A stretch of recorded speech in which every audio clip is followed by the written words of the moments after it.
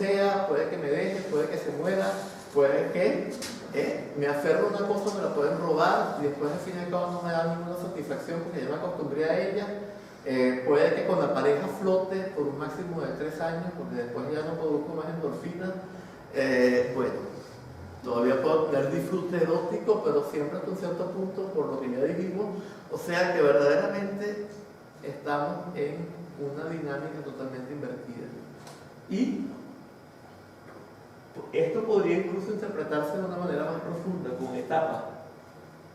Cuando estamos en la periferia, este círculo de fuego, y a veces se representan ahí unas deidades airadas, representa aquello que nos atemoriza y nos hace aferrarnos a la periferia. Una vez que ya hemos caído una vez al centro, y nos hemos caído varias veces al centro, entonces ese círculo de fuego y esas deidades representan cómo nos perciben los demás.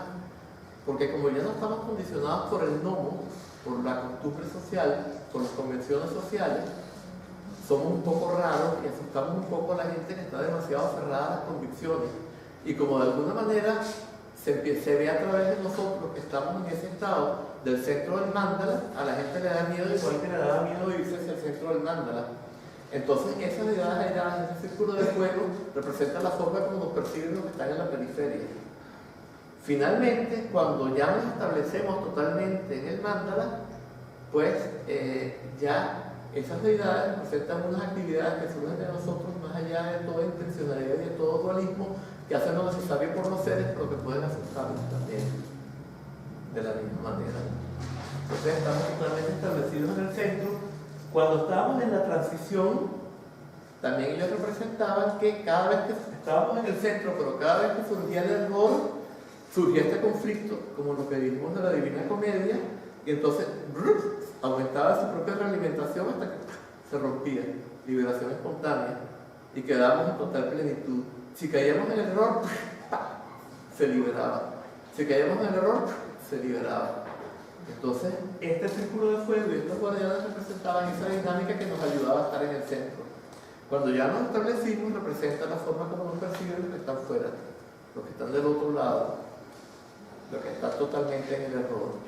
Bueno, con esto terminamos la aplicación del mandala. En general, bueno, todo esto son funciones. Bueno, y todo es símbolo. ¿Por qué? Porque, por ejemplo, el mandala no es una cosa concreta. Y el estado del centro del mandala se llama también, aparte del Rigpa en las enseñanzas, sobre todo en los tantras llamados nuevos, sarmapa, de las nuevas traducciones, es el estado de Mahamudra, donde Maha significa grande, pero en este caso es total, y Mudra significa símbolo. Entonces Mahamudra significa símbolo total. ¿Qué significa esto? Que todo es símbolo y es un símbolo que no apunta a nada que no sea a sí mismo. Porque ese símbolo es el estado de total plenitud y perfección y no es símbolo por otra cosa que no sea el mismo. Y todo aquello que se manifiesta es símbolo de que de ese mismo estado y no símbolo de otra cosa diferente. Entonces, esto es un poco lo que representa esto. Por supuesto que este arte visionario con estas características, por ejemplo, visionarios son muchos artes, no solo el arte tibetano, ni mucho menos. Visionario es el arte, por ejemplo, si ustedes se van al Museo del Prado, todo este arte anterior al Renacimiento español, que es bien tardío, el llamado Renacimiento español, que es este arte que no tiene profundidad. Uno se para frente a esto y también le pasa algo a la percepción, quizá no tan fuerte como en estos mandalas que yo dije, pero no le pasa algo. Y al mismo tiempo representan un símbolo que es sagrado para esa cultura y para esa religión.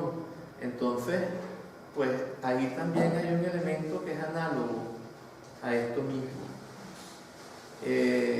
Lo mismo en un sentido diferente también el arte, por ejemplo el arte chino, en particular el arte, yo hablo de arte TC, arte taoísta, y Chan, de budismo Chan, que es este famoso arte que se hace a veces con papel de arroz blanco y tinta china, a veces con colores, a veces sobre seda, etc. y en particular del que las formas más sofisticadas se consideran que son las de la Escuela del Sur, que no es del sur, porque no predomina en el sur, sino que es del sur porque está asociada a la Escuela del Sur del budismo Zen, que es la escuela de Huineng, como distinta a la escuela de Zen Shu, que fue la que llegó al Tíbet, y es la que tiene que ver con el budismo Zen tibetano, que se supone que fue fundada por Wang Wei, esa escuela del sur del arte chino, y tiene una característica particular, que es que rompe completamente con todos nuestros esquemas, sobre todo occidentales, de lo que debe ser la composición artística. Encontramos de repente un cuadro que tiene puro vacío en el centro y apenas unos esbozos por aquí y por allá en la periferia. Eso es absolutamente inconcebible en el arte occidental, pero el efecto que produce nos da una vivencia de vacío, en la cual el estado que tenemos tiene que ver con el estado en el que se encontraba el pintor, porque él tenía que estar en un estado en el cual, a través de la meditación, llegaba a este estado que surgieran las pinceladas a través de la no acción, o de la acción a través de la no acción. Otra vez tenemos una coincidencia del estado en que se encontraba el autor con lo que representa el cuadro, con lo que recibe, con aquello que él mismo induce en el observador. Entonces es bien interesante todo lo que podemos discernir en este tipo de arte. Lo mismo sucede en el arte tántrico, por eso lo voy a dejar para después, porque lo voy a relacionar con las catedrales, si nos da tiempo. Sí, bueno, vamos a ver hasta dónde llegamos. Bien, entonces con esto terminamos esta parte, porque no nos da tiempo, podríamos hablar mucho más, pero vamos ahora a arte para la transformación a nivel social. Entonces, en las ciudades libres del medioevo, que carecían de soberanos y eran administradas por la Federación de Gremios y la Federación de Guildas siempre se me va de gremios y guildas, perdón, y la Federación de Barrios. ¿Qué quiere decir esto? Que había un barrio y había un gremio. Ese gremio y ese barrio eran autogestionados, se gestionaban a sí mismos. En las ciudades libres no había soberanos, no había gobernantes ni gobernados. La comunidad se gobernaba a sí misma. Entonces un barrio se gobernaba a sí mismo y un gremio se gobernaba a sí mismo. Ambos se gobernaban a sí mismos. Y la ciudad era gobernada por la Federación de Barrios y la Federación de Gremios, que se unían, deliberaban juntos. Y así Por otra parte, el aprendiz, porque eran cosas artesanos, había los gremios, eran gremios artesanos, los distintos artesanos, el aprendiz ganaba exactamente lo mismo que el maestro. No es que el maestro por maestro ganaba más y el aprendiz hasta tenía que pagarle, no. Él ganaba lo mismo el aprendiz que lo que ganaba el maestro. Totalmente igualdad en este sentido. Y se ha calculado los ingresos que ellos tenían en términos de kilos de carne, kilos de trigo, kilos de comidas de distintos tipos por año, y era muchísimo más elevado que las sociedades más ricas de nuestra época, en las cuales la riqueza está tan mal repartida que la mayor parte pasa hambre y está terriblemente mal, mientras que unos pocos tienen demasiado y se tienen que suicidar porque no aguantan ya. Su vacío interior ha crecido tanto que ya no se soportan a sí mismos, aunque no se suiciden. Es una manera de hablar. Entonces, es bien interesante. ¿De dónde surgieron estas sociedades libres de la Alta Edad Media? Pues no podemos saber a ciencia cierta, pero allí fue donde surgieron las catedrales góticas, por ejemplo. Las catedrales góticas, ¿quién diseñó la forma como deberían ser los patrones, ¿cómo se dice? Bueno, las pautas no me viene la palabra, las pautas sobre las cuales se debían diseñar estas catedrales? Fue Bernardo de Clairvaux, Bernardo de Claraval, quien era primo hermano de un jerarca de los templarios, y fue también el que hizo las normas de los templarios, las normas de cómo debían vivir ellos, y todo eso viene de Bernardo de Claraval. Y ellos se fueron a Oriente supuestamente a combatir a los infieles, pero se supone que en verdad lo que fueron a hacer fue aprender de los ismaelitas. Y los ismaelitas son unas de las tradiciones que van de peregrinaje al monte Kailash a celebrar el monte Kailash como la fuente sagrada de su propia tradición.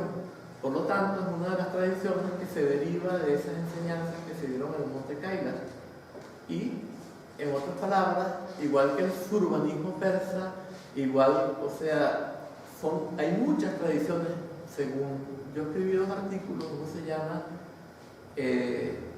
sobre el taoísmo y el otro sobre Bhaktas, Shaivas y Sufíes, ismaelitas y Sufíes. Los 2 están en una revista que se llama Humania del Sur. Si ustedes se meten en Humania del Sur y meten Elías Capriles, ponen en Google Humania, o sea, donde viven los humanos, Humania del Sur, entre comillas, Elías Capriles, taoísmo, ahí les aparece uno, se está en el número 7. Y se meten, por ejemplo, Bhaktas o Shaivas, entonces les sale el número 11, que no está el otro. Y ahí se establece por qué, cuál es la evidencia que hay para mostrar que el origen de esas tradiciones está todo allí.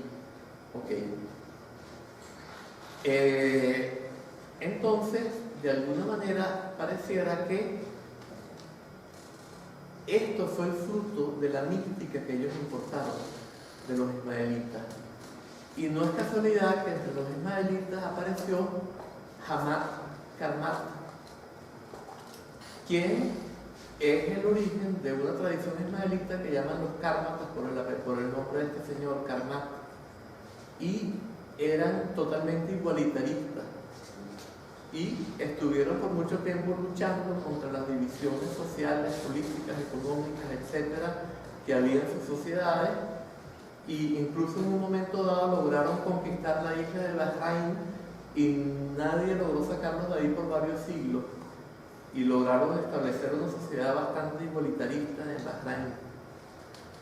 Bueno, de alguna manera, si yo estoy en el estado de comunión, en el cual las estructuras verticales se disuelven, es evidente que no van a corresponder con mi estado mental esas estructuras verticales que están en la sociedad, y me voy a dar cuenta de a qué grado son fuentes de sufrimiento, de problemas, de frustración, etcétera, y no me va a surgir espontáneamente de mí un impulso para tratar de cambiarla. Entonces, por eso, de los mismos ismaelitas surgió los Kármatas y surgieron las ciudades libres de la Alta Edad Media, como una manifestación, pero ya bajo un manto cristiano, y en particular católico. Bien, entonces, estas catedrales, ¿cómo surgían? Estas catedrales surgían por medio de una poiesis, o sea, una creación en la cual iba más allá de las capacidades individuales de cada uno de ellos. O sea, había unas pautas que las había establecido Bernardo de Claraval, pero cuando surgía la catedral, todos los artesanos, todo el gremio de artesanos, incluso el pueblo entero, estaba trabajando en ella, y la iban erigiendo, y a medida que la iban erigiendo, surgía, como por así decir, como que había algo superior a todos ellos que se manifestaba. Entonces esto es el arte participativo, que surja algo que es superior a las capacidades individuales de cada uno, y que en el fondo no es otra cosa que la verdadera condición de cada uno de nosotros y de todo el universo, manifestándose en esa poiesis que logra algo que tiene un efecto, justamente, que es como todo lo que corresponde a todo este tipo de arte. Bien, quizá otro elemento que es importante, a nosotros nos dicen, por ejemplo, las gárgolas. ¿Por qué están las gárgolas afuera de las catedrales? Nosotros pensamos que las gárgolas están fuera de las catedrales, nos dicen los historiadores del arte, porque representan los demonios que no podían entrar en el Sanctum Sanctorum, en el interior de la catedral. ¿Pero qué representan en verdad? Pues si esto viene del ismaelismo, que viene del monte Kailash, el mandala es una representación simbólica del sendero que siguen todas estas tradiciones, entonces ¿no será más bien como los guardianes airados que están en las 4 entradas del mandala y que asustan a todo el mundo, ¿verdad? Y que ya explicamos toda la dinámica del mandala, o sea que en otras palabras la catedral es un mandala idéntico a los mandalas tibetanos, pero cuyo efecto visionario es por otra, entra por otro, de otra manera, porque no es por lo que produce el color, pero también la catedral gótica tiene un efecto visionario que es elevadísimo y altísimo. De hecho, Fulcanelli describe brevemente el efecto que sobre él mismo tuvo el poder visionario de una catedral gótica y dice: la más fuerte impresión de nuestra primera juventud, teníamos a la sazón 7 años, de la que conservamos todavía un vívido recuerdo, fue la emoción que provocó en nuestra alma de niño la vista de una catedral gótica.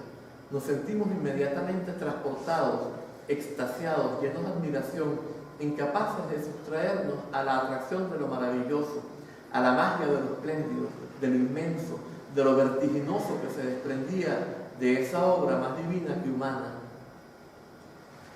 Y por supuesto, como en el mejor arte visionario, como ya dijimos, lo visionario es indistinguible, inseparable de lo didáctico, por lo que ya dijimos de las gárgolas y el Sanctorum. Fulcanelli sigue: ¿en qué lenguaje, por qué medios podríamos expresarles nuestra admiración, testimoniarles nuestro reconocimiento y todos los sentimientos de gratitud que llenan nuestro corazón por todo lo que nos han enseñado a gustar, a conocer, a descubrir esas obras maestras mudas, esos maestros sin palabras y sin voz? Sin palabras y sin voz. ¿Qué estamos diciendo? Si estos libros lapidarios tienen sus letras esculpidas, frases en bajorrelieves y pensamientos en ojivas, tampoco dejan de hablar por el espíritu imperecedero que se exhala de sus páginas. Más claros que sus hermanos menores, manuscritos e impresos, poseen sobre estos la ventaja de traducir un sentido único, absoluto, de expresión sencilla, de interpretación ingenua y pintoresca, un sentido expurgado de sutilezas, de alusiones, de equívocos ilusorios. Bien, entonces, como ya dijimos, esto corresponde, este era el arte que surgió en las ciudades libres de la Alta Edad Media a través de esa dinámica de comunión del pueblo entero. Y en la misma época esta, en la Alta Edad Media, aunque en la India no existió una Alta Edad Media,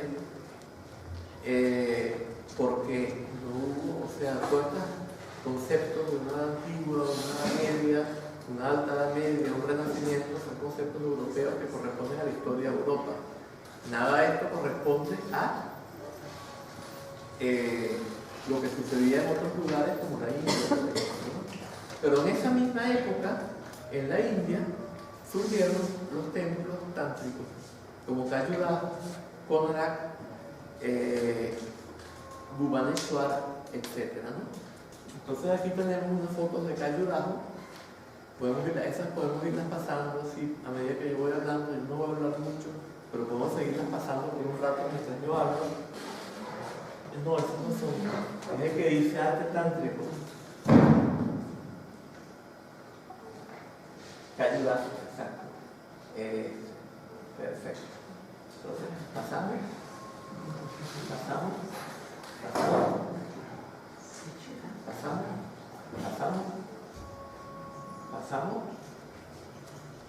Pero vamos pasando poco a poco ahora.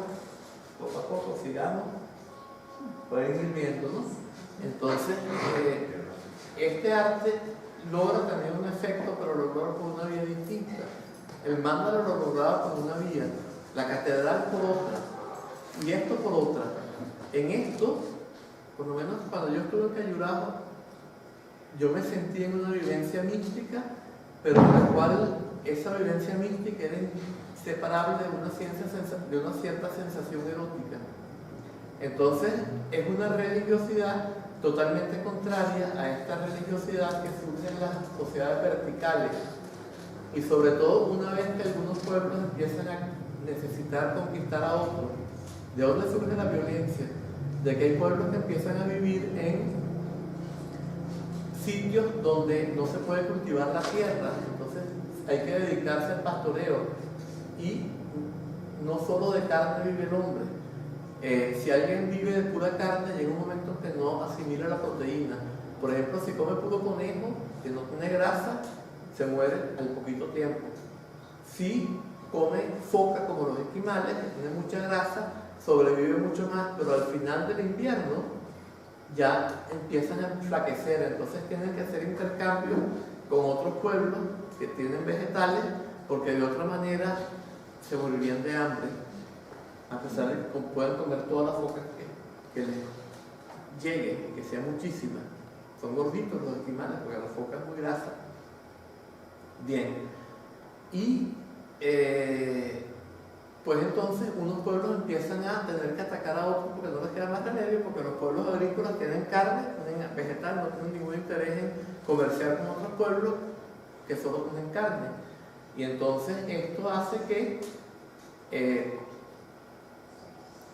cuando se logra una incursión contra ese pueblo y se lo derrota, se ha matado a los hombres en la batalla y luego se viola a las mujeres. Entonces, ¿qué sucede allí? Que se asocia la sensación erótica con algo malo, porque está la mujer sufriendo, gritando, incluso se vuelve sadomasoquista la sexualidad. Lo erótico pasa a ser sadomasoquista. Y entonces, automáticamente, si hay la idea de que aquí abajo hay algo malo, ya tenemos esa estructura vertical, la cabeza empieza a estar asociada con Dios, con lo sagrado, y lo que está aquí abajo empieza a ser como lo malo. Y cuando se conquistan pueblos,